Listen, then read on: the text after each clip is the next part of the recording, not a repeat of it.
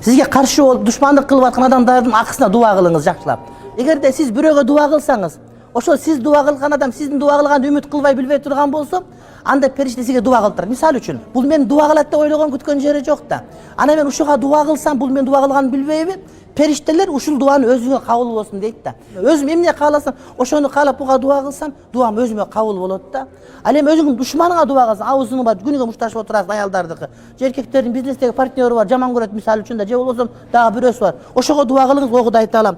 Ошо досума жакшылык бер, ден соолук бер, иштер өсүп кетсин, бизнес өнүгүп кетсин, акырет бер, иман бер, намаз окуп калсын, жаманды көрбөсүн дуа кылсаңыз, периште саңа дагы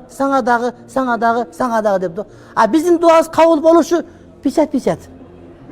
А периштеники 100% да. Ошон үчүн периштелер дуа кылганды каалайсызбы?